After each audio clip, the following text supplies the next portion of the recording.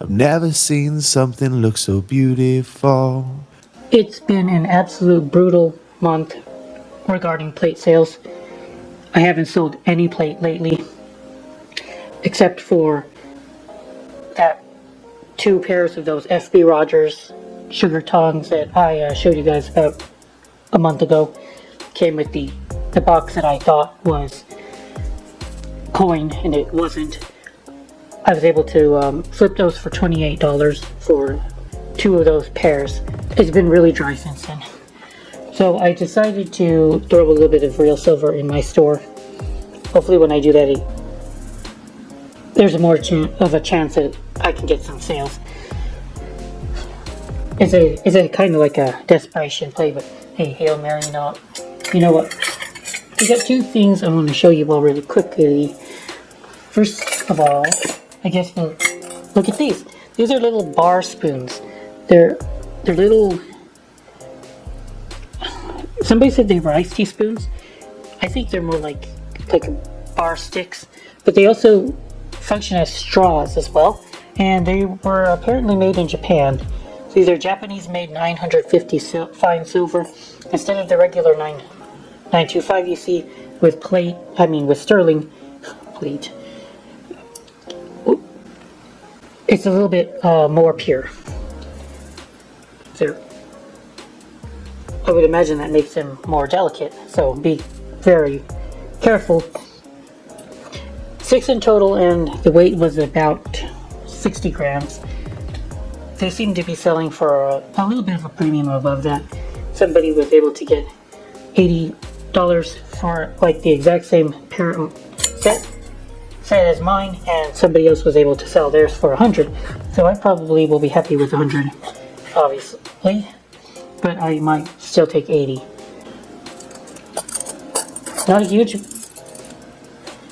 Not a huge premium to melt, but a bit of one. And that's about as much as you can ask for these days with silver. I've got what also appears to be, and I saw these, I was like, bingo, silver. I was like, wait, these don't look plated at all to me. Most likely silver, given how ornate they are. And the marking gave me a country of origin. This is apparently how Colombia marks their silver, with a shield, and then purity. A shield, a purity mark, and then initials for the maker. Columbian, and it's very much, well, it looks kind of like what you'd expect from Colombia. The Mesoamerican art style. I don't know much about it, but it definitely reminds me of that. And these goblets, I think they were about 50 grams each, 60 grams each. I think they're 2 ounces, 60 grams each. So got decent amount of silver here. Oh yeah, they are about 60 grams each.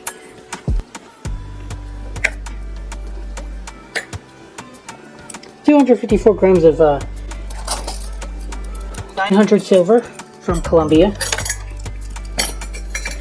And I got those for a really great deal. Nobody else realized it was silver.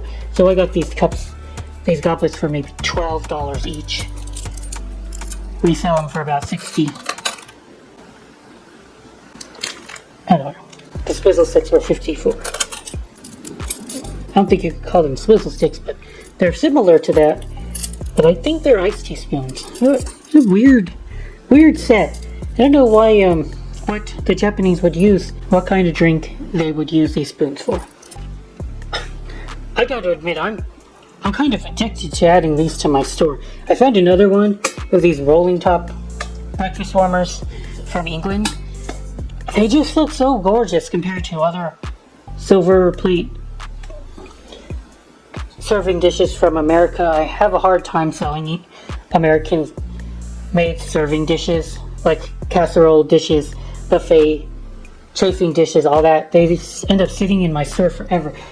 Hopefully by pivoting to more of like this English maker style and keeping on the lookout for this, I could do a little bit better. It's just a strategic decision. Wow, it's so cool. I think I was able to find the maker on this one way easier because it's a more well-known maker. I think it was William Hutton and Sons. I have to make sure it's William Hutton and Sons. That's what I think it is. I think Walker Hall. It's WH&S, which I don't think it's Walker and Hall. Yeah, I believe it's William Hutton. Hard soldered. The tarnish is terrible on this piece, so I will go ahead and polish it up, and I'll show you guys what it looks like at post polish.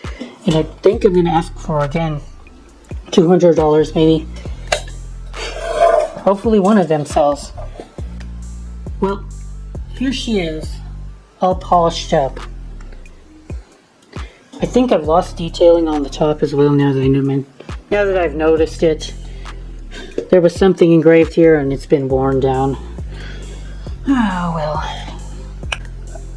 I've noticed that I did lose some detailing over here. Potentially a crest or some kind of personalization that they put on the top of the dome here. It's been worn away, unfortunately. That gives you guys a good warning. Polish pieces sporadically and lightly, or else you are going to lose historical details like that. It is what it is. At least it's in good shape. Otherwise, there's no real damage to this piece. As opposed to this other piece that I found recently, and I might just sell it off for a fire sale prices because I don't want to destroy it. But it's really sad that I have an antique basket, and I think it's beautiful enough that it would sell for quite a pretty penny if it was in good shape. It's structurally sound. You have a little puppy dog over here on the handle, so you guys should think, hey, this is aesthetic. You got a little birdie here. Definitely aesthetic era silver plate. But I was looking at this, and this sucks. I don't know what the heck happened here, but there was a figure here. Potentially, no, it was definitely a person. A human figure here, and they've been decapitated. Only their feet remain here. Oh man, what a waste, guys. Sucks. It was Meriden Plate Co. I love that company. He made some really, really nice stuff. This basket's potentially one of only a few in existence of this particular pattern, I would estimate. And it has seen better days, unfortunately. Yeah, all the people have been killed, and the bird here, there is a bird here. It's missing its right wing. Left wing if you're looking at it head on, I guess. What does that make the basket worth? It's still worth something. $30, $50, somewhere in the line of $30 to $50, I guess, with all the damage. Without the damage, I would want $150. Does the value go down by 2/3 because of this damage? I would say so. Just unfortunate. But I did get this a lot with other stuff that easily will allow me to profit on its own. So this, if I can get this sold to anybody who will enjoy it, that's a win in my book. I will have to polish it again. So it does look very, very, very tarnished, and I don't know if anybody will want it to look that way. I have this, I'll show you all, really thick piece. I did end up polishing it, spent 15 minutes of my time today. We can see this beautiful, beautiful design, grape pattern. No maker, the maker has been lost to what I assume to be overzealous polishing again. I was hoping that this could be actual silver, but it does appear to be brass. I did see a little bit of brass through the handle. I can't remember where exactly I found it. I'll find it again. But right here, it's very, very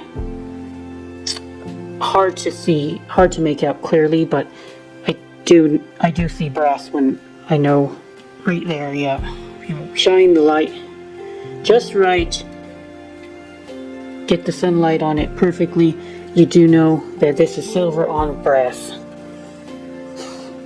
Well, I wish it were the maker, but I think it will stand on its own. I want at least 100 for this. It's a stunning piece.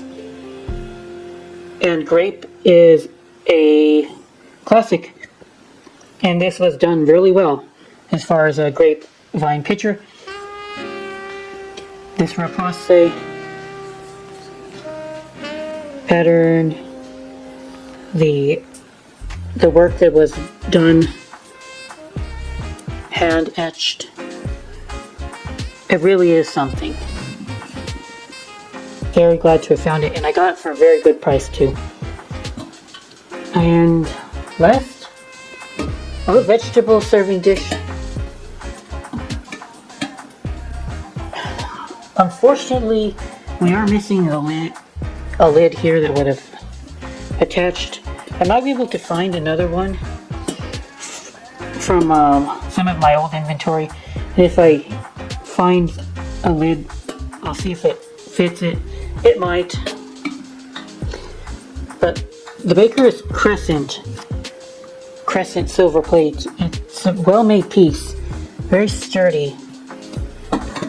And with the missing lid would probably subtract about a third of its value. So I would say this is still a $40, $30 dish to the right buyer. Then it's going to be hard to find a buyer without it being complete, but I think we can make it work. Just awkward to open the damn thing without the lid is the problem. But decoratively, it's really nice. This gadroon edge is quite detailed there. I think gadroon was mostly I think like a Edwardian thing. Georgian. That's more like what I'm looking for. Georgian period was where you find a lot of gadroon.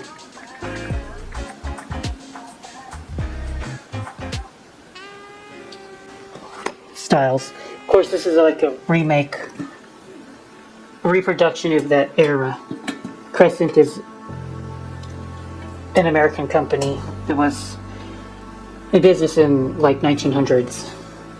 Okay. And one more thing, I found these pewter charger plates. They're quite heavier than they look. And although I don't deal in pewter, I know that, and I'm interested in pewter for sure, but I know that some pewter is antique and can go for quite a pretty penny.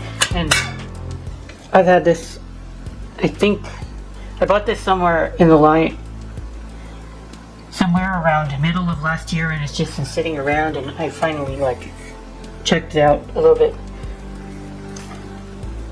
This touch mark here, I think pewter uses what they call touch marks instead of hallmarks or maker's marks.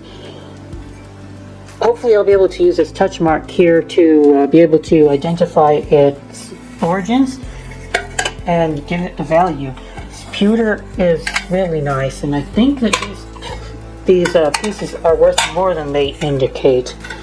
I just took a gamble, kind of like a opportunistic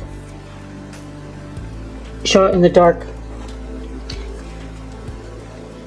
I'm pretty sure that I checked out the value when I saw them the first time. It was months and months ago, and I can't remember anything about it, so I'll have to look it up again. Let me try to do that right now. Can we just take a picture of the touch mark here? If you guys think that silver plate marks are hard to find, you've never seen pewter. I dabble in it very rarely, and trying to find pewter marks is just hard. Super hard, I tell you. It's a whole nother level of difficult.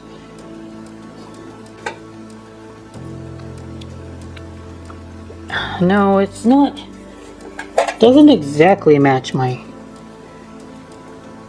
piece, does it? No, I don't think so. Yeah, with stuff like Pewter Bank, and I was like seeing this suggestion in 2015, and this suggestion of pewter flagons, pewter tankardsflagons.com. Neither site exists anymore. The funding to keep these databases online, I'm sure that they don't last forever, and then once those databases get taken down, and a lot of the information about this stuff just vanishes.